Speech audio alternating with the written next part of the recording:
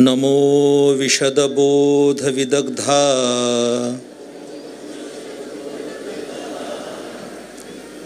विद्यारविन्दप्रबोधा पराप्रमेयप्रमदा विलासिया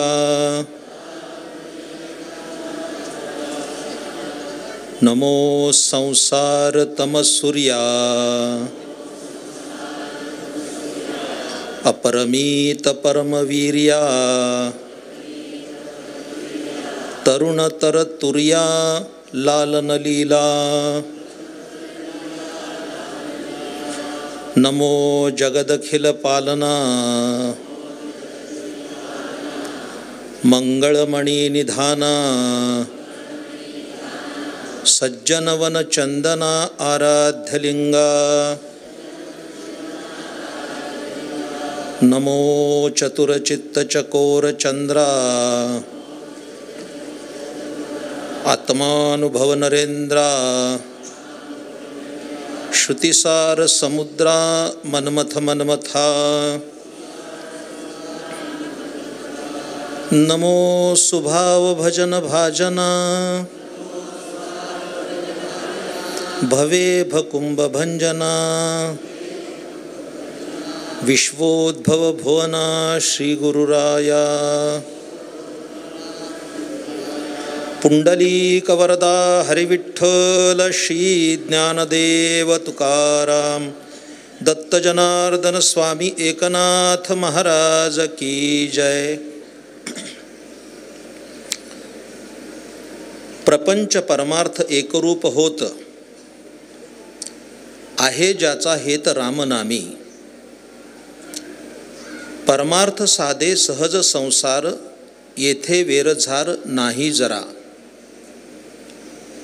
सहज संसारे घडे परमार्थ लौकिक विपरीत अपवाद एका जनार्दनी नाही तया भीड लौकिकाची चाड कोण पुसे।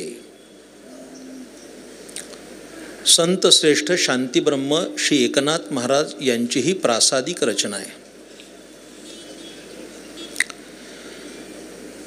पुण्यसलीला गोदावरीच्या तीरावर दक्षिण काशी म्हणून विख्यात असणाऱ्या या प्रतिष्ठान क्षेत्री संत श्रेष्ठ एकनाथ महाराजांनी रचलेल्या ग्रंथ कौस्तुभ भागवत ग्रंथाचा चतुष्शतकोत्तर सुवर्ण महोत्सव आणि त्यांचाच जलसमाधीचा चतुष्शतकोत्तर रजत महोत्सव एकत्रितरित्या भव्य प्रमाणात संपन्न होतो आहे। माझ्या काही पूर्वसंचितानं आजची नाथबाबांची सेवा माझ्याकडे आलेली आहे।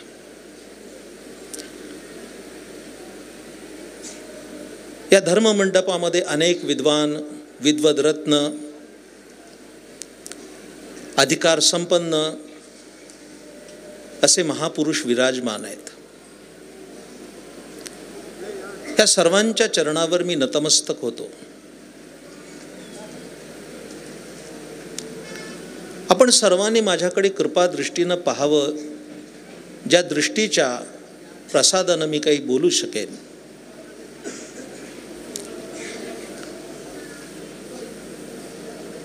हा सारा दैदिप्यमान सोहळा की नुकताच ग्रंथ कौस्तुभ भागवताचा अवघ्या 90 सेकंदामध्ये विश्वविक्रम झाला आणि प्रत्येक वारकरी अंतःकरणाला एक प्रकारचं समाधान प्राप्त झालं। संत एकनाथ महाराजांचे 14वे वंशज आणि माझे अत्यंत जिवलग आणि सुहृद असे योगीराज महाराज आणि त्यांच्या सर्व सहकार्यांनी अथक परिश्रमातून याचं आयोजन केलं आहे। नुकताच बैठकीमध्ये काही शब्दांचा विचारविनिमय चालू होता, पण आज मला हे सगळं वैभव पाहताना असं वाटतंय की त्यांना योगीराज म्हणण्यापेक्षा राजयोगी म्हटलं पाहिजे, असं त्यांनी केलेलं काम आहे.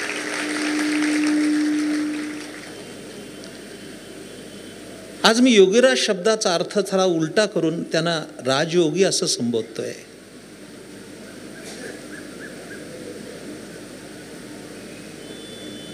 खरं तर ही सर्वांवर झालेली नाथ महाराजांची कृपा आहे. माझ्या सर्व प्रिय श्रोत्यांनो, जगभरामध्ये असंख्य भक्तिपंथ आहेत. कृष्ण भक्ती करणारे शेकडो पंथ आहेत, पण शहाण्या लोकांचा पंथ कोणता असा जर प्रश्न निर्माण झाला तर शहाण्या लोकांचा पंथ म्हणून वारकरी संप्रदायाचंच नाव घ्यावं लागेल, लक्षात ठेवा. आणि याचं कारण काय? याचं कारण आहे की वारकरी संप्रदाय आणि पृथक संप्रदाय यांचा तौलनिक अभ्यास केला तर पृथक संप्रदायांपेक्षा वारकरी संप्रदायाकडे प्रचंड मोठी ग्रंथ संपदा आहे. हे संप्रदायाचं सगळ्यात मोठं वैशिष्ट्य आहे.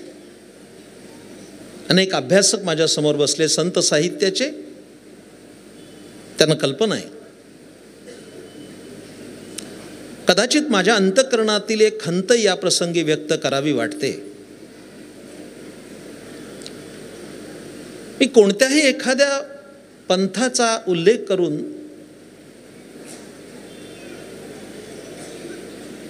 वादाच्या भोवऱ्यात जाऊ इच्छित नाही,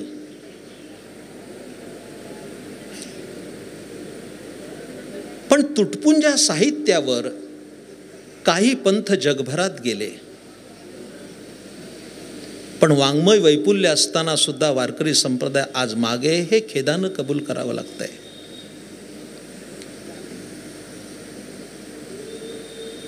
जरी मधुरा भक्तीचे आचार्य असणाऱ्या गुलाबराव महाराजांनी भाकीत केलंय की वारकरी संप्रदाय हा विश्वधर्म होणार, त्यांचं वचन सत्य होणार यात संशय नाही.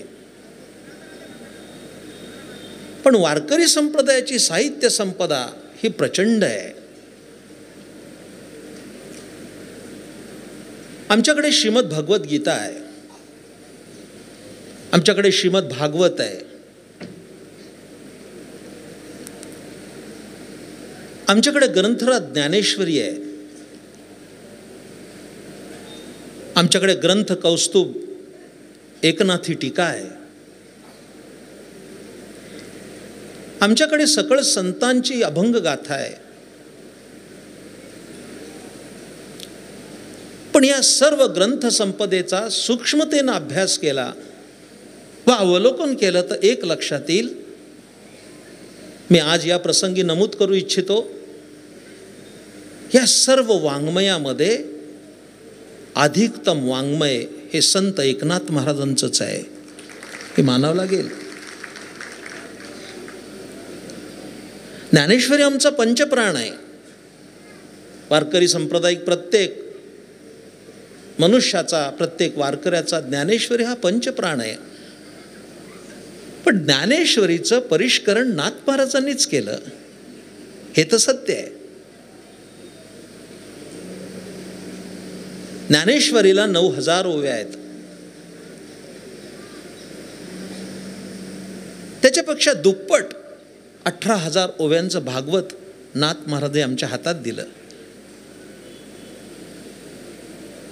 आणि ज्ञानेश्वरीच्या ओव्यांपेक्षा 5 पट भावार्थ रामायण ग्रंथ आमच्या हातात दिला. मी ज्ञानेश्वरीशी या ग्रंथाची तुलना करत नाही आहे, माझा तसा भाव सुद्धा नाही. जर एकनाथ महाराज ज्ञानेश्वर महाराजांचेच अवतार मानले तर त्यांनीच ते केलं. नामाचा तुका आणि ज्ञानाचा एका ही म्हण वारकरी संप्रदायात प्रचलित आहे. ह्या ग्रंथसंपदेचा विचार करताना ज्ञानेश्वर महाराजांप्रमाणे एकनाथ महाराजांचं वैभव आमच्या समोर आहे.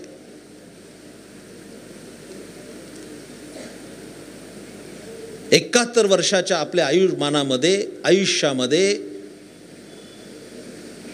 हे जे बसलेले सगळे लोक आहेत, समीक्षक आहेत, विचार करू शकतात.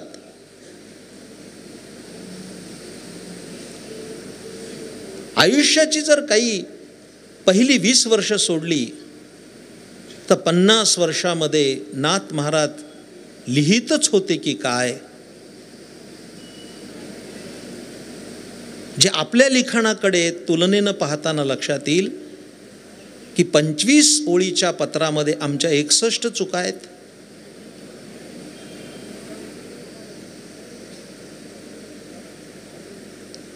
जे की नाथ महाराजांनी सातत्यानं लिहिलं.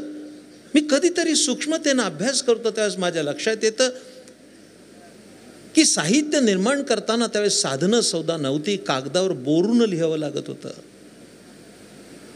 त्याकडे पण लक्ष द्या की बोरून लिहिणं किती अवघड आहे.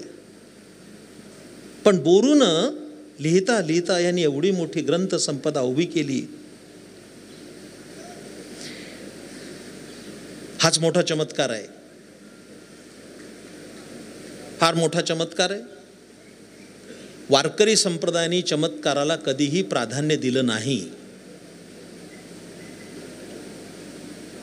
जरा आणखीन वेगळं बोलायचं झालं तर चमत्काराला प्राधान्य देणारा वारकरी संप्रदाय एवढा चमत्कारिक नाही. ते चमत्काराला प्राधान्य देईल. चमत्कार घडत गेले, कर्तुम अकर्तुम अन्यथा कर्तुम अशी शक्ती असल्यामुळे घडत गेले. माझ्या प्रिय श्रोत्यानो,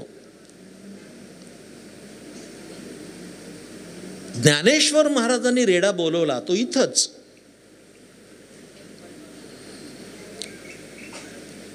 पण ज्ञानेश्वर महाराजांनी रेडा बोलवला याचं मला कधीही नवल वाटलं नाही. कोणी पत्रकार असेल तर माझी विनंती आहे की हे माझं अर्धवाक्य अजून अर्ध पूर्ण व्हायचं आहे. ते झाल्यानंतर नाही तर एवढंच अर्ध जर छापलं तर उद्या गोंधळ होऊ शकतो. ज्ञानेश्वर महाराजांनी रेड्याच्या डोक्यावर हात ठेवला आणि रेडा वेद बोलला. नवल नाही, मला नवल वाटलं नाही, बिलकुल वाटलं नाही. जरा सांगू, ज्ञानोबरायांनी रेड्याच्या डोक्यावर हात ठेवला, रेडा वेद बोलला. माझे सद्गुरू संत श्रेष्ठ धुंडा महाराज देगलूरकर हे ज्ञानसूर्य होते. ते असं म्हणत असत की ज्ञानोबरायांनी रेडा बोलवला हे कित्येक रेड्यांना अजून पटत नाही, असं ते त्यांच्या कीर्तनात म्हणत असत. पण त्याच्या खालचं वाक्य अत्यंत सुंदर होतं. त्याच्यानंतर जे बोलत होते गोविंद महाराज त्याच्यापुढे फार सुंदर बोलायचे. नाना, ज्ञानेश्वर महाराजांनी रेडा बोलवला हे कित्येक रेड्यांना पटत नाही. ते म्हणायचे न पटे नाका. 700 वर्षापूर्वी तो रेडा बोलला का न बोलला हे तुम्हाला पटत नसेल, विश्वास बसत नसेल, पण आमच्यासारखे हजारो रेडे त्यांनी बोलायला लावले. हा केवढा मोठा चमत्कार आहे, केवढा मोठा चमत्कार आहे. माझं म्हणणं त्याच्याही पुढे जाऊन सांगतो की ज्ञानोबरायांनी रेड्याच्या डोक्यावर हात ठेवला, रेडा वेद बोलला. नवल नाही, नसता बोलला तर नवल, जर बोलला नसता तर नवल घडलं असतं. बोलला हे नवल नाही.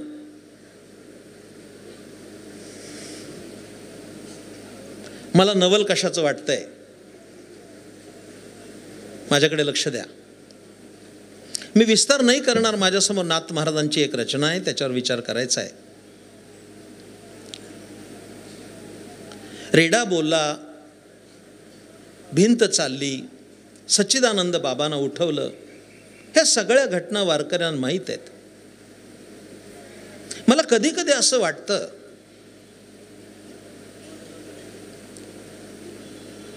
की या संतांना चमत्कृतीच्या चौकटीत बसून आम्ही त्यांच्या कर्तृत्वाकडे तर दुर्लक्ष करत नाही ना.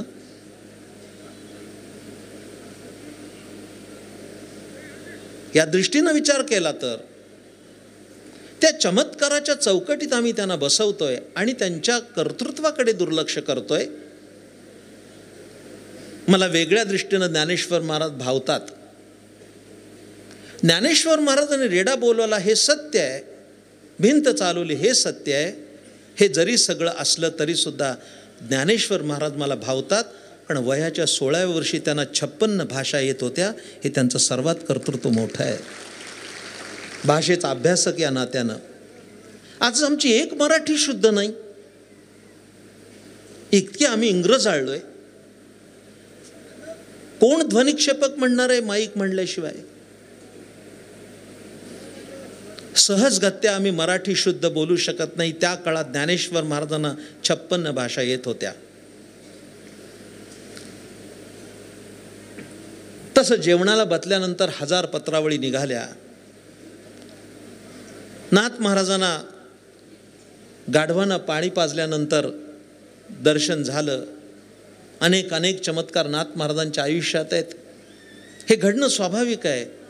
पण माझ्या प्रिय श्रोत्यानो, हे चमत्कार एका बाजूला ठेवून दुसऱ्या बाजूला ग्रंथ कौस्तुभ हाच मोठा चमत्कार आहे. नाथ महाराजांनी आमच्या हातात दिलेलं भागवत हे फार मोठं चमत्कार आहे. अशासाठी मी म्हणालो, माझ्या प्रिय श्रोत्यानो, वेद वाङ्मयापासून ते श्रीमद भगवद्गीतेपर्यंत सारा साहित्य प्रवास हा गिरवाणवाणीत आहे.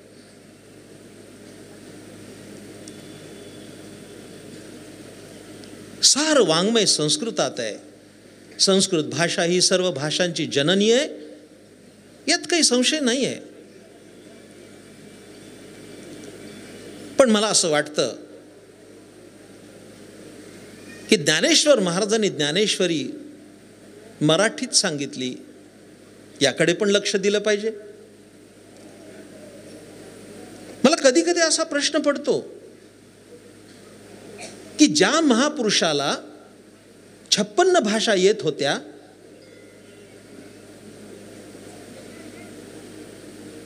त्यांनी जर कानडीत ज्ञानेश्वरी सांगितली असती तर काय मिळवलं असतं?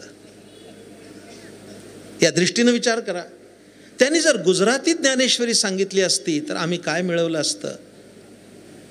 माझ्या सर्व प्रिय श्रोत्यानो, गीतेचा अर्थ करण्यासाठी ज्ञानेश्वर महाराजांनी स्वाभिमानानं मराठी निवडली. हा मराठी भाषिकांवर केलेला सर्वात मोठा उपकार आहे. हे आम्ही कधी नाही विसरलं पाहिजे.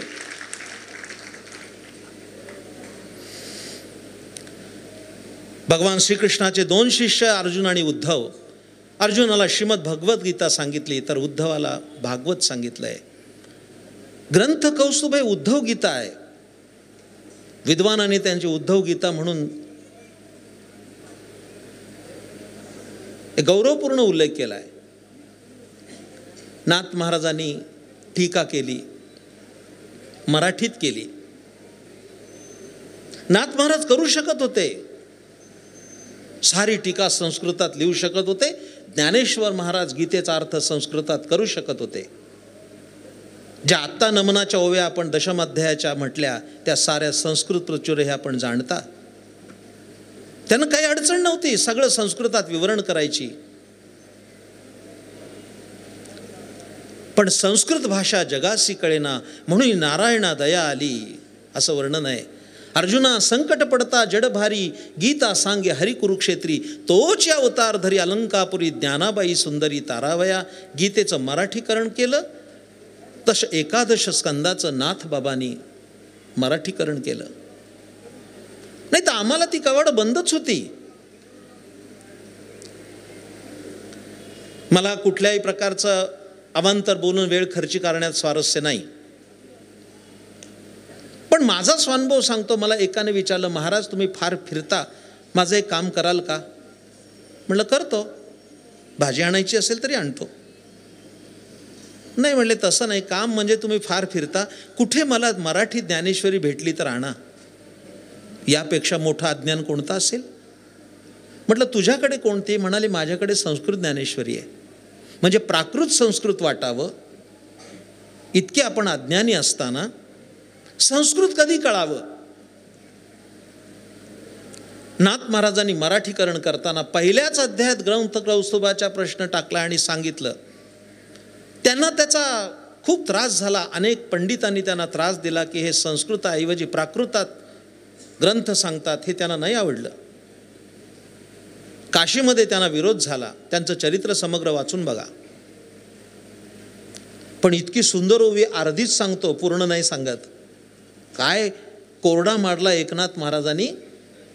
संस्कृत भाषा देवे केली आणि मराठी काय चोरापासून झाली, हे नाथच म्हणू शकतात.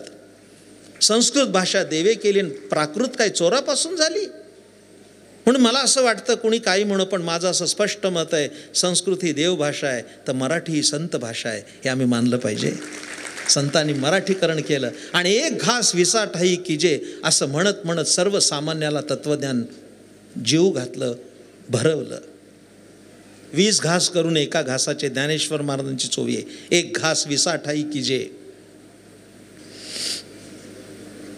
मला याहीपेक्षा माझे मित्र डॉक्टर भावार्थ देखणे समोर बसलेत की ज्यांची आता ज्ञानेश्वर महाराजांच्या संस्थांवर सदस्यपदी निवडणूक झाली, त्यांना नेमणूक झाली, त्यांचंही हार्दिक अभिनंदन. नाथ महाराजांच्या या पुण्यपावन नगरीत माझे मित्र अत्यंत निकटवर्ती असणारे सचिन पवार, जे संत साहित्याचे अभ्यासक आहे, वारकरी दर्पणचे संपादक आहेत. या मित्रांच्या साक्षीनं मी सांगतो, माझ्याकडे लक्ष द्या. या सगळ्यापेक्षा मला काय वाटतं, नाथ बाबांनी एवढं मोठं ग्रंथ भांडार निर्माण केलं, साहित्य निर्माण केलं, त्याहीपेक्षा नाथ बाबा मला जवळचे वाटतात एका कारणासाठी की त्यांनी साहित्य निर्माण करणं अवघड आहे, हे मान्य आहे मला. 4 ओळी लिहून दाखवा म्हणजे कळेल. हिंदीमध्ये म्हण आहे, 100 बकावर 1 लिखा. 100 बकत असतात तेव्हा 1 लिखत असतो. आता 1000 बक्का म्हणावं लागेल, 100 तर नाही, 1000 बक्का 1 लिखा. 1000 माणसं बकत असतील तेव्हा 1 माणूस लिहित असतो. साहित्याचा प्रवास बघा कसा आहे. निर्माण करणं मान्य आहे, पण त्यापेक्षा नाथ महाराज मला भावतात. नाथ बाबा माझ्या हृदयावर विराजमान आहेत दुसऱ्या कारणासाठी, कारण त्यांनी साहित्य निर्मिती करून थांबले नाहीत, तर साहित्य निर्माण केल्यानंतर ते साहित्य त्यांनी लोकाभिमुख केलं. हे सगळ्यात मोठं काम आहे त्यांचं. नाही तर विंचू चावला म्हणायचं काय कारण आहे त्यांना. दादला नको ग बाई म्हणायचं काय कारण आहे. कुठेतरी त्यांनी एखादा माणूस विंचू चावलेला बघितला आणि तो बोंबलत असताना जेव्हा त्यांच्या लक्षात आलं, ते म्हणले हे पात्र चांगलं आहे आपल्याला रचना करण्यासाठी. संध्याकाळी भारूड बघाल तेव्हा कळेल. माझे मित्र स्वर्गीय डॉक्टर रामचंद्र देखणे सर, आयुष्यभर त्यांनी कडक लक्ष्मीचा कोरडा घेऊन नाथांचा विचार घराघरात नेला. भारूड केलं, सवरी गायली, डौर सांगितला, वेडी सांगितली. हे मी उगीच बोलत नाही. हा 1 घास विसा ठाई नाथांनी केला.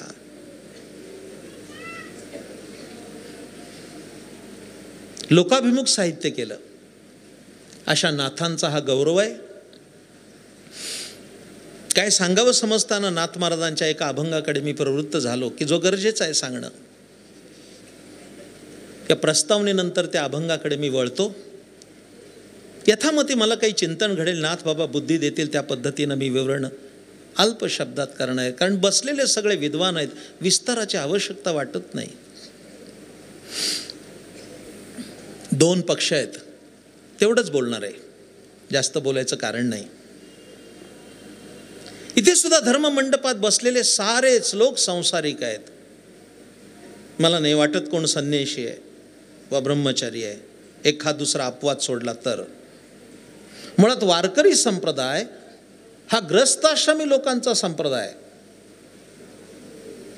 ज्ञानेश्वर महाराजांनी भावंड सोडली तर सारेच ग्रस्ती होते. आणि पुन्हा एकदा गौरवाने सांगितलं पाहिजे, आदर्श संसार कुणाचा असावा असं जर म्हणायचं झालं तर तो नाथ महाराजांचाच आदर्श संसार हे आपण पाहू शकतो. आदर्श संसार नाथ महाराजांनी केला. त्यांचा संसार बघून आपण संसार करावा. आदर्श संसार. संसार आणि परमार्थ 2 एकरूप कसे असतात. जे रामनामामध्ये दंग आहेत त्यांचा संसार कसा असतो आणि परमार्थ कसा असतो, हे 2 नाही आहेत. एका वेगळ्या विषयावर हे माझं चिंतन आहे. प्रपंच परमार्थ एकरूप होत आहे ज्याचा हेत रामनामी. जे की आम्ही दोन करतोय, हा प्रपंच आणि हा परमार्थ. मी एक शेवटी चरण सांगणार आहे, अंतिम. मला सांगा, आपण सगळे वारकरी इथे बसलेले आहोत, इथपासून तिथपर्यंत, शेवटच्या टोकापर्यंत रोज हरिपाठ म्हणतो. इकडे तर 2 हरिपाठ म्हणायची पद्धत आहे. मराठवाड्यामध्ये ज्ञानेश्वर महाराजांचा आणि नाथ महाराजांचा दोन्ही हरिपाठ म्हटले जातात. पण आमच्या पश्चिम महाराष्ट्रात किमान ज्ञानेश्वर महाराजांचा हरिपाठ म्हटला जातो. पहिल्याच अभंगात ज्ञानेश्वर महाराजांनी मांडलंय, नसोनी संसारी जिव्हा वेगू करी. Am I right? नसोनी संसारी. बसलेले म्हणतील यांना कशाला वर बसवलं. असोनी. नाथ महाराजांनी संसाराचा गौरव केलाय. असोनी. जरा बोलू का, एवढे सगळे बसलाय तुम्ही. जर ज्ञानोबारांनी हरिपाठात पहिल्यांदा म्हटलं असतं नसोनी संसारी, तर दुसरा अभंग आम्ही वाचला नसता. हे आपल्यासाठी नाही. असोनी. असोनी. जे विषय जिणोनी जन्मले असे असणारे ज्ञानेश्वर महाराज, ज्यांनी 4 बोळक्याचा संसार मांडला नाही पण विश्वाचा संसार सुखी करण्यासाठी आयुष्य घातलं, ते म्हणतात असोनी संसारी. असोनी. संसार करा.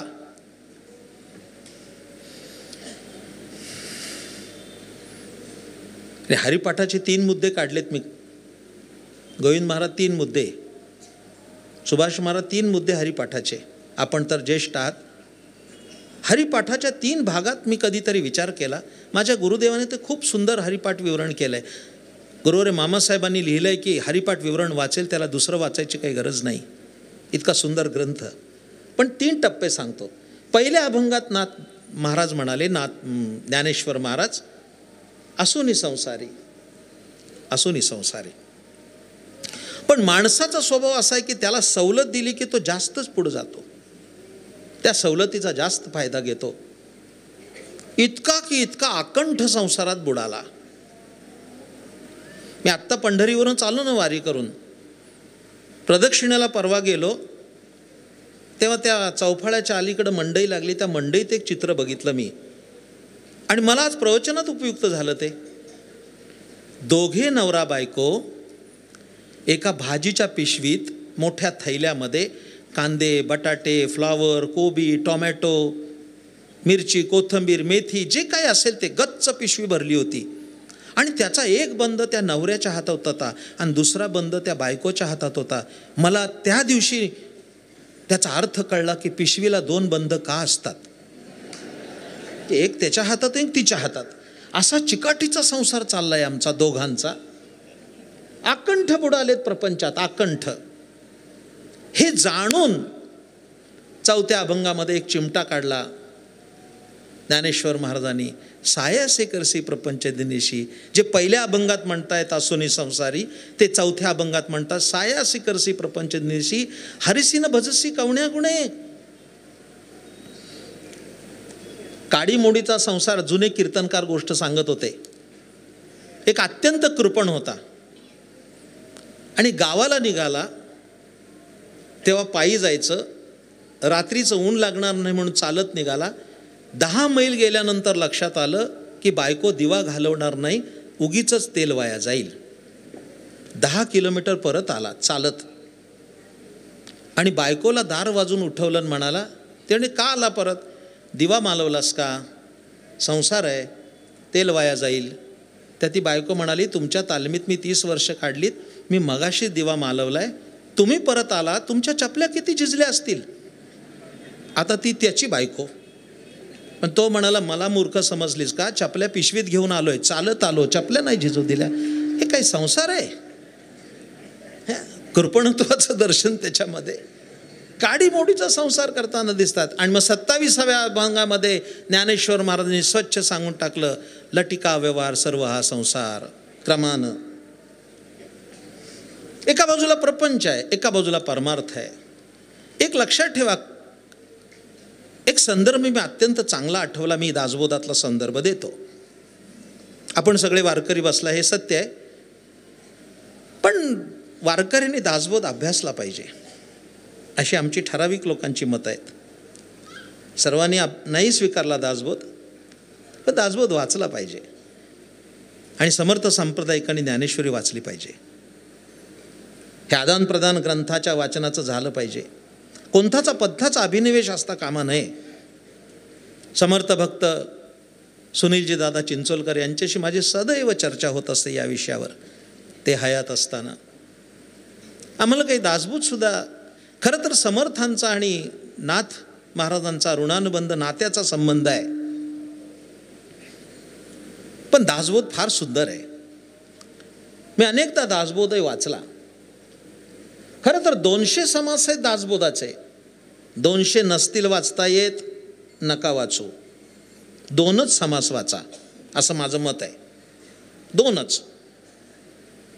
एक उत्तम पुरुष लक्षण आणि दुसरं मूर्ख लक्षण. निदान कळेल तरी आम्ही कोणत्या अध्यायात आहोत. एक उत्तम पुरुष लक्षण, एक मूर्ख लक्षण.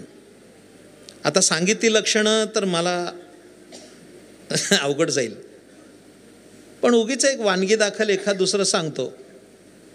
मार्गे खात खात जाय तो एक मूर्ख. किती सुलभ व्याख्या आणि सरळ व्याख्या. मार्गे, जरा कृपा करून, हे रेडीमेड कापडाचं दुकान आहे, ते एखाद्याला सदरा घट्ट बसला तर माझा दोष नाही, ते दासबोधात बघा. मार्गे खात खात जाय तो एक मूर्ख, सदा सासूरवाडीस जाय तो एक मूर्ख. आता हे अंगावर येईल कदाचित.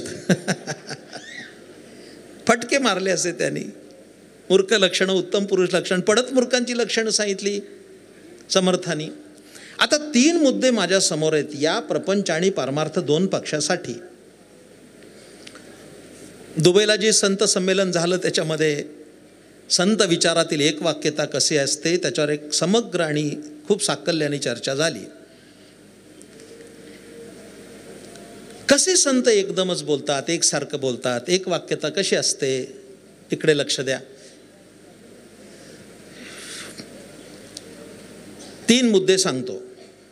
सगळाच अभंग सांगून होईल असं नाही, फक्त त्याच्या चतुष्सीमा सांगितलं की माझं काम होणार आहे. प्रपंच आणि परमार्थ या 2 गोष्टी आहेत. आता इथे बस काय आहे, काही माणसं केवळ परमार्थी आहेत, काही माणसं केवळ प्रापंचिक आहेत, आणि काही प्रपंच आणि परमार्थ करणारे अशा 3 कॅटेगरीज आहेत. जरी विशुद्ध मराठी बोलत असलो तरी सुद्धा माझ्यात इंग्रजी येणं स्वाभाविक आहे, मला क्षमा करा. पण तुम्ही बारकाईनं हे ऐका की कसं आहे. जर नुसताच प्रपंच केला तर काय होईल.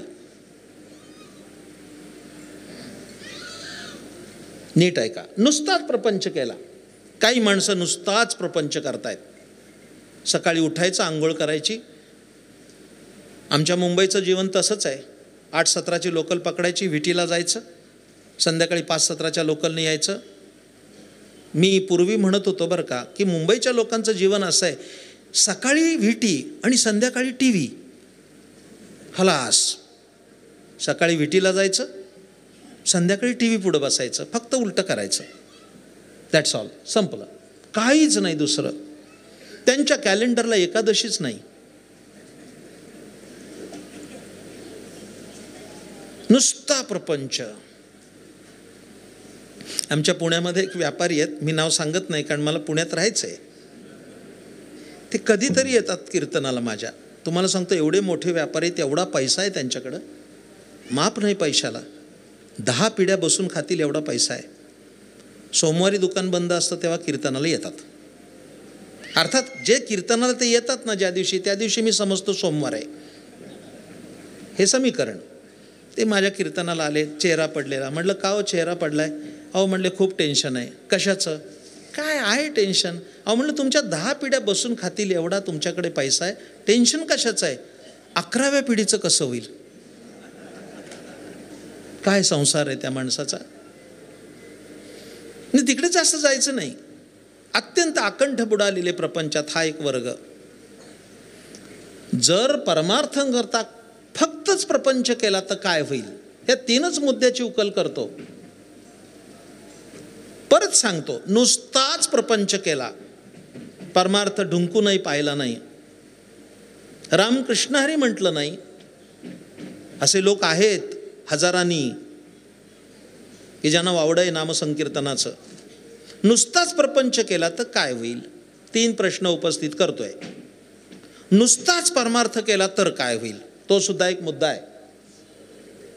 नुसताच प्रपंच केला काय होईल आणि नुसताच परमार्थ केला तर काय होईल? तिसरा नंतर सांगतो. अगदी छोट्या संदर्भात सिद्ध करतो. जे लोक नुसता प्रपंच करतात त्याला समर्थ असा सिग्नल देतात आणि सांगतात, दासबोधातला इंडिकेटर त्याच्यासाठी, परमार्थ सांडून प्रपंच कराल तर यमयातना भोगाल. अधोरेखित करा. परमार्थ सोडून प्रपंच कराल तर यमयातना भोगाल. एक संपलं.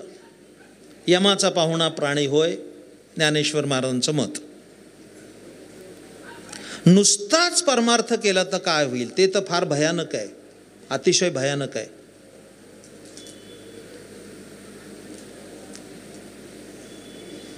सांगावी की न या द्विधा मनस्थितीत गेलो एका क्षणात मी, पण आता सांगतोच. चला, जर नुसता प्रपंच केला तर यमयातना भोगाल. आणि पुढे समर्थ इतकं सुंदर म्हणाले, इतकं सुंदर म्हणाले, ते ऐका. साऱ्या माझ्या पारमार्थिक बांधवांनी थोडा हा विचार ऐका. केवळ नुसता परमार्थ केला, प्रपंचाकडे जर नाही बघितला आम्ही, तर काय समर्थाने जे लग्नवेदीवरनं निघून गेले, सावधान म्हणता क्षणी मंडप सोडला, त्या महापुरुषाचं विधान ऐका. काय म्हटलंय? जे नुसता प्रपंच करतात त्यांनी सांगितलं की यमयातना भोगाल.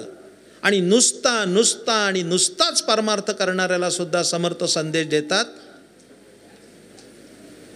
संसार सांडोनी परमार्थ केला, संसार सांडोनी परमार्थ केला तरी अन्न मिळेना खायाला, मग तया करंट्याला परमार्थ कैसा. काय जळजळीत उद्गार आहेत. संसार सांडून परमार्थ केला, नुसताच परमार्थ केला, प्रपंचाकडे लक्ष नाही दिलं, तरी अन्न मिळेना खायाला, मग तया करंट्याला परमार्थ कैसा. मग पुढे शेवटी काय वर्णन आहे? पुढे असं म्हटलंय, आधी प्रपंच करावा नेटका, मग घ्यावे परमार्थ विवेका, येथे आळस करू नका विवेकी हो. आता त्याच्यापेक्षा ओवी पुढची सांगतो, दासबोधातली. वारकरी असून, कारण मी दासबोध बारकाईनं अभ्यासला, दासबोध सुद्धा ज्ञानेश्वरीच्या बरोबर. द्वावा केळकरांनी त्यावेळी केलेला पदा उपक्रम मी वयाच्या 20व्या वर्षी सोडवला. मी माझी आत्मस्तुती करत नाही आहे, मी दासबोध वाचला पाहिजे. पुढे ऐका. प्रपंच नुसता केला तर यमयातना भोगाल, नुसताच परमार्थ केला तर अन्न मिळेना खायाला, मग तया करंट्याला परमार्थ कैसा. इतकी सुंदर ओवी आहे की ती संदुकीत कुठं जपून ठेवावी, इतकी सुंदर ओवी समर्थाने सांगितली. ऐका. प्रपंची जो सावधान तोची परमार्थ करील जाण, प्रपंची जो अप्रमाण तो परमार्थी खोटा. हे माझे शब्द नाही आहेत. प्रपंची जो अप्रमाण, ज्ञानोबराच्या भाषेत सांगायचं झालं तर जयाचे आहिक धड नाही, तयाचे परत्र पुससी काही. ज्याला बायको नाही सांभाळता आली तर तो देव काय सांभाळील. जरा वेगळ्या भाषेत सांगायचं झालं तर, त्याला संसार चांगला करता आला पाहिजे, तो परमार्थ चांगला करील. हे दोन्ही जर एकरूप असतील, रामनामाच्या अनुसंधानामध्ये हे दोन्ही एक होऊ शकतात. पुढचा अभंग सगळा सहज सोपा आहे, मला काही फार त्याच्यावर विस्तारपूर्वक बोलावं असं वाटत नाही. फक्त एक वाक्य तुकोबारायचं सांगून जातो, म्हणजे पुरेसं झालं तेवढं. संसार वाईट नाही आहे, संसार आसक्ती वाईट आहे. संसाराची आसक्ती वाईट आहे. सगळे संत संसारात होते. आणि त्याचं तुकाराम महाराजांचं एक प्रमाण समोर देऊन याचा समारोप करणार आहे. धन्य पुण्यरूप कैसा झाला संसार, देव आणि भक्त तुझा नाही विचार. ह्यांनी दोन ठेवलेच नाहीत, त्यांचा प्रपंचच परमार्थ झाला. हे लक्षात ठेवा. कोण म्हणेल नाथ महाराजांचा संसार होता? ज्या घरी कावडीनी पाणी चक्र पाणी वाहे त्याला संसार म्हणता? जिथं श्रीखंड्या चंदन घासत होता त्याला संसार म्हणता? ज्या घरामध्ये देव नांदत होता त्याला संसार म्हणता? नांदे तया घरी दैवत पंढरीचे त्याला संसार म्हणता? तो विशुद्ध परमार्थच होता. किती मोठे होते नाथ बाबा. इथं काय बोलायचं प्रतिष्ठान नगरीमध्ये, जी सारी प्राचीन कालापासून विद्वानांची नगरी आहे. फक्त नाथ बाबांची स्मृती जागवत एक दृष्टांत सांगून समारोप करणार आहे. परमार्थ आणि प्रपंच दोन्ही चांगले समतुल्य करता आले पाहिजे. तुकाराम महाराजांचं एक प्रमाण माझ्या समोर आहे, तेवढं देतो. फार सुंदर प्रमाण आहे. आनंदाच्या कोटी साठविले आम्हा पोटी, अभंग वाचा. आनंदाच्या कोटी साठविले आम्हा पोटी, प्रेम चालला प्रवाहो, ओग नाम लवला हो. अखंड खंडे ना जीवन, रामकृष्ण नारायण. आणि शेवटचं चरण त्याचं फार सुंदर आहे, ते माझ्या अंतकरणात कायम रुंजी घालतं. ते चरण असं आहे, थडी ऐहिक्य परत्र तुका म्हणे समतीर. नदी दोन काठातून वाहिली तर सगळा प्रांत सुजलाम सुफलाम करते, पण काठ सोडून वाहिली की पूर करून सत्यानाश करते. म्हणून संसार आणि परमार्थ याच्या थडीतून जीवन वाहिलं तर ते समृद्ध होईल, यात कुठलीही शंका नाही. लक्षात ठेवा. थडी ऐहिक्य परत्र, ऐहिक्य आणि परत्र या दोन थडीमधून परमार्थ आणि प्रपंच सिद्ध होत असेल तर त्याच्यातून निवांतपणानं आमचा प्रपंचच परमार्थ झाला पाहिजे. जे नाथ महाराज आम्हाला उपदेश करतात, तुम्ही वाचा हरिपाठ. आपण वाचतोय दररोज. हरिबोला भांडता हरिबोला कांडता म्हणणारे नाथ किती मोठे असतील. भांडताना सुद्धा हरी म्हणणारे नाथ. पण मला 43 वर्ष झाली परमार्थात, कुठेही मी असं पाहिलं नाही सार्वजनिक नाळावर दोन बायकाचं भांडण चाललंय. एक म्हणते रामकृष्ण आर्यन, पुढती म्हणते खबरदार पुढं आलेच तर वासुदेवारी. त्याचं भांडण नाही पाहिलं मी कधी. त्यावेळेचा हरिपाठ वेगळा असतो. आली मुखावाटे अमृत वचने, जी प्रवचनात सांगण्यासारखी नाहीत. अरे भांडताना हरी म्हणा सांगणारे नाथ महाराज किती मोठे आहेत. काय संसार असेल त्यांचा. माझ्यावर कीर्तन परंपरेचे उत्कृष्ट संस्कार करणारे होते वारकरी संप्रदायभूषण सदानंद महाराज आळंदीकर. त्याने एकदा गोष्ट सांगितली होती. आमच्या पुण्याचे खूप लोक आले तिथं. योगराज महाराजांवर पुणेकरांचं खूप प्रेम आहे. मंडपात खूप पुणेकर दिसत आहेत. आमचे शेखर महाराज आणि संतोष महाराज आमचं प्रतिनिधित्व करत इथं या मंडपात 7 दिवस.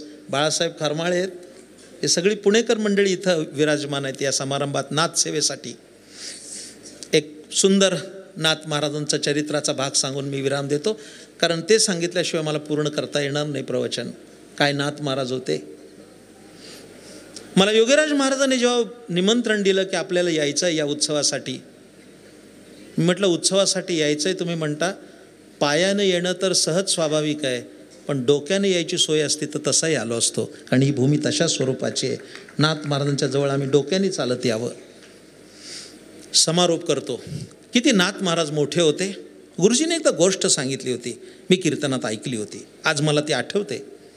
माझ्या हातात 7-8 मिनटं शिल्लक आहेत अजून. वेळेचा कधी उपमर्द करणार नाही मी, अतिक्रमही करणार नाही. नाथ महाराजांचं जीवन हे सगळं अलौकिक आहे. जन्मापासून समाधीपर्यंत 71 वर्षाचं आयुष्य लाभलं.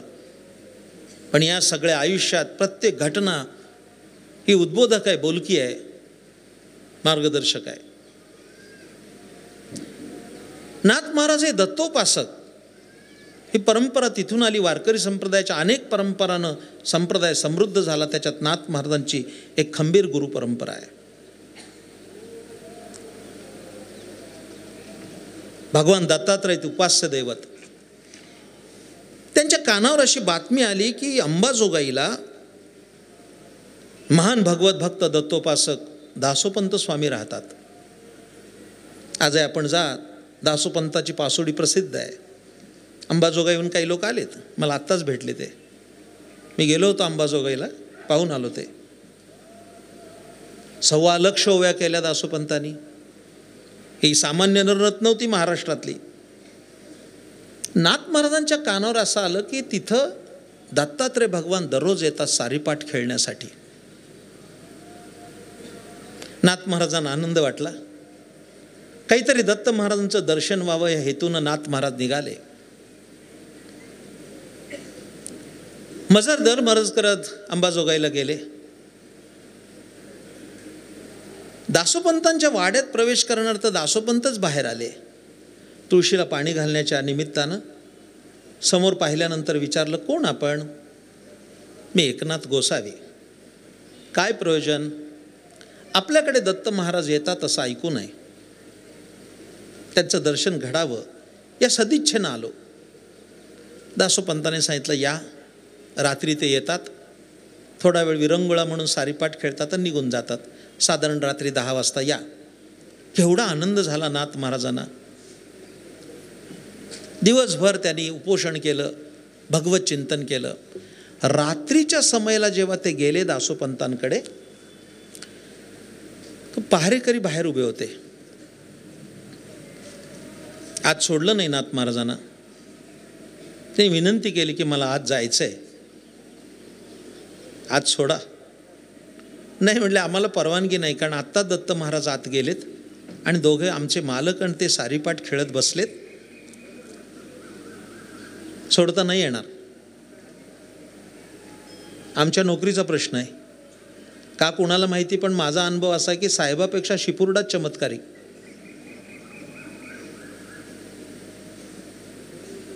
नाही सोडलं. शेवटी नाथ महाराजांनी असं सांगितलं, तुमच्या मालकानेच मला बोलवलंय. एक करा, तुम्ही दोघे आहेत, एक जण आज जाऊन विचारून या, मी थांबतो बाहेर. ही युक्ती त्यांना पटली. एक शिपाई आत गेला, त्या दुसऱ्याला सांगून गेला, सोडू नको. त्यांनी भाला असा आडवा लावला. नाथ महाराज शांत उभे होते. आतमध्ये गेले ते शिपाई. ते दोघे जण सारीपाठ खेळण्यात रममाण होते, मग्न झाले होते, रंगून गेले होते. बोलणार कसं? तो हात जोडून उभा राहिला मर्यादेनं. केव्हा तरी लक्षात आलं, दासोपंतांच्या वर बघितलं तर तो शिपाई उभा होता. काय रे?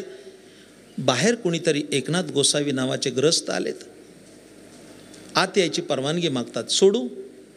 अरे हो, त्यांना सकाळीच सांगितलंय मी यायचंय, त्यांना स्वामींचं दर्शन घ्यायचंय, पाठव त्यांना. शिपाई तो निरोप घेऊन बाहेर आला. तेवढ्यामध्ये दत्त महाराज अंतर्धान पावले. बसले होते ज्या मंचकावर, तिथंच अंतर्धान पावले. दासोपंतांना वाईट वाटलं. अरे रे, यांना काही दर्शन द्यायची सदिच्छा दिसत नाही स्वामींना. अंतर्धान पावले. बाहेर निरोप आला, बोलावलं यात. इतक्या वेगानं नाथ महाराज आत गेले. दासोपंतांना नमस्कार केला आणि सांगितलं, दर्शन मिळेल ना? ते दासोपंतांनी सांगितलं, तुमचं काहीतरी पुण्य कमी पडलं, ह्याच आसनावर बसले होते स्वामी, आत्ताच अंतर्धान पावले, तुम्हाला दर्शन द्यायची इच्छा नाही, मला क्षमा करा. ते नमस्कार केला दासोपंतांना. म्हटले, तुमचा दर्जा काही कमी नाही, तुमच्याबरोबर भगवान दररोज सारीपाठ खेळतात, तुमच्या दर्शनातही धन्यवाद. कधी आलात पैठणला तर आमच्या घरी या, आमचा उंबरा सोन्याचा होईल. तीर्थयात्रा करत 6 महिन्यांनी दासोपंत पैठणास आले. गोकुळाष्टमीचा उत्सव चालू होता. या गावातील एक कुणी व्यक्ती आली होती आपल्याकडे, म्हणून दासोपंत नाथ महाराजांचा पत्ता विचारत आले. फार गोड दृष्टांत आहे. चौकामध्ये विचारलं, एका नागरिकाला, गावातल्या माणसाला विचारलं, इथं एकनाथ गोसावी कुठं राहतात? तो झटकन कमरेत वाकला, म्हटला, एकनाथ गोसावी काय म्हणता जी, ती आमचं मायबाप आहेत. काय प्रतिमा होती नाथांची, ती आमचं मायबाप आहेत. सामान्य माणसाच्या अंतःकरणात नाथ महाराजांविषयी असणारा आदर. इथनं समोर जा चौकात, पुढल्या चौकात विचारा. एका वाक्याबरोबर दासोपंत गलित गात्र झाले. अभिमान संपून गेला की या माणसाची लोकप्रियता काय आहे.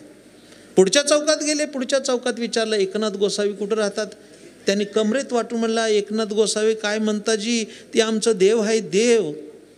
पैठणात नाथ महाराजांची प्रतिमा किती उज्ज्वल होती, आदरयुक्त होती. समोरचा वाडा त्यांचाच आहे. नाथ महाराजांच्या वाड्यात प्रवेश करता क्षणी दासोपंतांच्या पायाखालची वाळू सरकली, कारण द्वारावर दत्त महाप्रभू स्वतः चोप घेऊन उभे होते, चोपदारकी करत होते. हातामध्ये दंड घेतला होता आणि उभे होते. वाळू सरकली, साष्टांग काढला. स्वामी आपण इथं? होय. कधी आलात? 36 वर्ष सेवा करतो इथं. या घरामध्ये माझं सेवकाचं काम आहे, चोपदारी करतो. आजही वाड्यामध्ये गेल्यानंतर तिथं तुम्हाला दर्शन घडेल दत्त महाराजांचं. मग त्याने प्रश्न विचारला, इथले जे तरुण युवक होते ते तर आपल्या घरी आले होते, तुमच्या दर्शनासाठी आले होते, आणि तुम्ही येता क्षणी तुम्ही गुप्त झालात, दर्शन दिलं नाही. त्या दत्त महाप्रभूंनी दासोपंत स्वामींना सांगितलं, त्यावेळेस तुम्हाला वाटलं की यांचं पुण्य कमी पडलं आणि पुण्य संचय नसल्यामुळे मी गुप्त झालो आणि दर्शन दिलं नाही. तुमचा समज चुकीचा आहे. मग गुप्त का झालात? साक्षात दत्तात्रयाने सांगितलं, मी यांच्या घरी काम करतो, हे माझे मालक आहेत, आणि मालक आल्यानंतर जुगार खेळत बसू नये असं वाटलं म्हणून निघून आलो. मालकाच्या समोर काय खेळत बसणार, त्यांचा उपमर्द कसा करणार? ही जी संसाराची भूमिका असताना सुद्धा गिरिजाबाईंसारखी अत्यंत पतिव्रता परायण असणारी धर्मपत्नी असताना, प्रकांड पंडित असणारा हरिपंडित पुत्र असताना, ऐश्वर्य संपन्न परमार्थ त्यांनी केला. देवाने त्यांच्या घरी यावं, पुरणपोळीचा नैवेद्य नाथा जेवायला घाला नाही तर न घाला, पण तुमच्या घरी मला राहायचं आहे. नांदे तया घरी दैवत पंढरीचे. त्यांचा प्रपंच आणि परमार्थ हा ऐश्वर्य संपन्न होता. माझ्या सर्व भगवत भक्तांनो, या अभंगातून आपण एक घेऊन जाऊया की आपण सर्व प्रापंचिक असाल तर उत्तम प्रपंच करा. केकपेक्षा मला एक शेवटचं विधान सांगायचं आहे, संसारच परमार्थ झाला पाहिजे, जे संतांनी करून दाखवला. तुकाराम महाराजांचा संसार हा परमार्थ रूप होता. त्यांच्या घरी पंढरीनाथ नांदत होते, गोरोबाबाकाच्या घरी माती तुडवत होते. कुठल्या संताच्या घरी देव नांदला नाही सांगा? पण आमचा प्रपंच आणि परमार्थ दोन्ही एकरूप झाला पाहिजे. मी आत्ताच पंढरीच्या वारीत सांगितलं, कालच्या कीर्तनात सुभाष महाराज, मी आत्ता या वारीच्या कीर्तनात सांगितलंय की वारकऱ्यांनी असं राहू नका, वारीवरनं जाताना बायकोला चांगलं लुगडं घेऊन जा. ओगी 10 रुपयाचे फुटाणे मुरमुरे घेऊन जाऊ नका. 10 रुपयाचे फुटाणे घेऊन चांगली सुंदर साडी घेऊन जा आणि बायकोला सांगा ही साडी आणली वारीवरनं. नाही ती म्हणाली वर्षात अशा 4 वाऱ्या झाल्या पाहिजेत. इकडचा वर्ग 30 साक्ष देईल. माघीला पण जा, आता कार्तिकेला गेलाय, माघी चैत्री करा. मी सांगितलं, तुम्हाला सांगतो गोविंद काका, मी सांगितलं, सगळ्यांना सांगितलं की घरी जाताना सुंदर खेळणी घेऊन जा मुलांना. भावार्थ महाराजही मी सांगितलंय कालच्या दशमीच्या कीर्तनात, सुंदर सुंदर खेळणी घेऊन जा. माझ्यासमोर काय चित्र आहे, 25 डिसेंबरच्या रात्री, 24 डिसेंबरच्या रात्री आमचे ख्रिश्चन बांधव सुंदर सुंदर खेळणी ठेवतात मुलांच्या उशाला. माझे अनेक ख्रिस्ती मित्र आहेत, रात्री खेळणी ठेवतात. ते मूल उठतं, सकाळी उठल्याबरोबर ते खेळणं बघता हरकून जातं. हे कुणी दिलं? तर ते सांगतात, रात्री येशू आला होता, ख्रिस्त आला होता, त्यांनी तुला हे खेळणं दिलं आहे. धर्मभावना जागृत होते. वारीवरनं जाताना खेळणे घेऊन जा आणि नातवाला सांगा हे विठोबानी तुला दिलं आहे. नाही वारीला तो आला तर माझं नाव बघ. असा संसार होणं गरजेचं आहे. नाही तर 4 फुटाणे द्यायचे आणि घ्या विठोबानी पाठ. अरे खेळणं घेऊन जा, लुगडं घेऊन जा. प्रपंच आणि परमार्थ एकरूप झाला तर आमचा सगळा जीवनाचा गौरवपट होईल. लक्षात ठेवा, नाथ महाराजांनी आपल्या अभंगगाथेतून खूप मोठी शिकवण दिली. प्रपंच आणि परमार्थ एकरूप असावा आणि रामनामामध्ये आपण तल्लीन असावं. माझी सेवा संपली. योगराज महाराजांना मी धन्यवाद देतो आणि आपणा सर्वांनी त्यांना शतायुष्याची याचना करतो आणि झालेली सेवा नाथ महाराजांच्या चरणी समर्पित. पुंडलीक वरदा हरिविठ्ठल श्री ज्ञानदेव ठल विठ्ठल विठ्ठल विठ्ठल विठ्ठल विठ्ठल विठ्ठल विठ्ठल विठ्ठल विठ्ठल विठ्ठल विठ्ठल विठ्ठल विठ्ठल विठ्ठल.